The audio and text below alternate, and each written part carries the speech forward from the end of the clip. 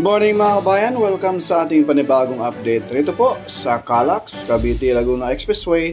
Ito ay nagsisimula sa bayan ng Binyan, Mamplasan, Laguna. May haba po itong 45 kilometers mga kabayan. Ito ay nagtatapos sa Kawit, Cavite.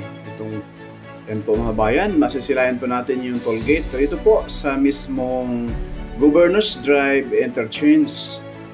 Pakiusap po mga kabayan, pakishare po yung ating mga videos at paki-like na rin at comment po down below, no? At isang pakiusap po, sana po ay wag po tayo mag-skip sa mga ads. Nang sa ganun ay malaking tulong na po yan kay Porca Studio mga kabayan sa hindi ninyo pag-skip sa mga ads. Maraming salamat and God bless at enjoy po sa panonood dito po sa mismong Governors Drive Interchange, Cavite, Laguna Expressway.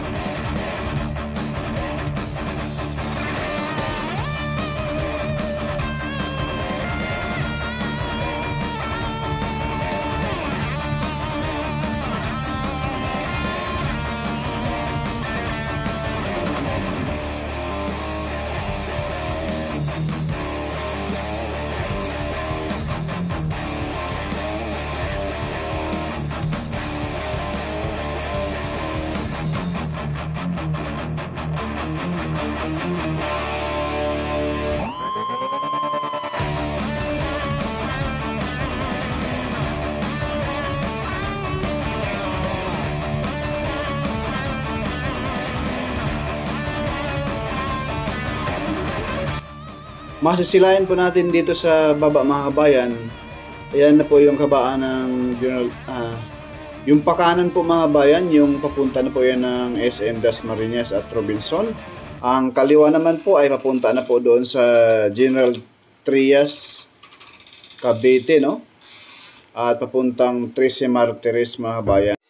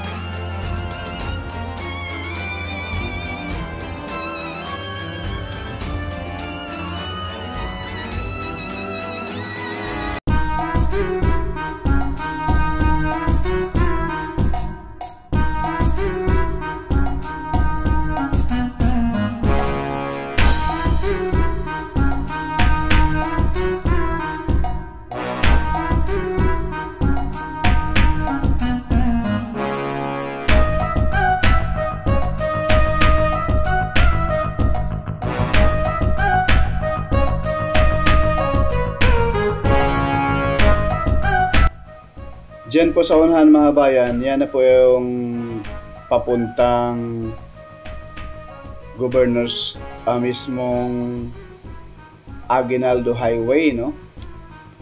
Ayan.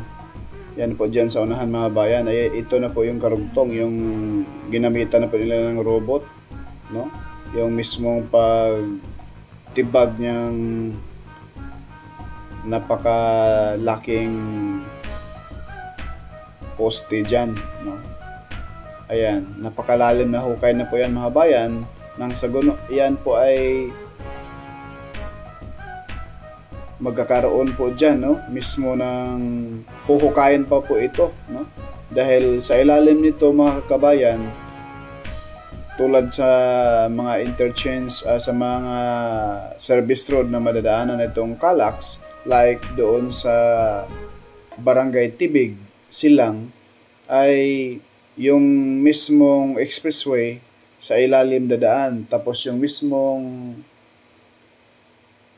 mga service road sa taas, kagaya po doon sa Barangay Sabutan, Barangay Tibig, no? Ganun po mga kabayan, kaya ganun na rin po kalalim nitong hukay na ito, at may nakabaon pa mga napakalaking mga poste. So ngayon, tinitibag ngayon ng robot na yan yung mismong mga solid cement dyan sa poste na yan para lalabas yung mismong mga rebars na yan.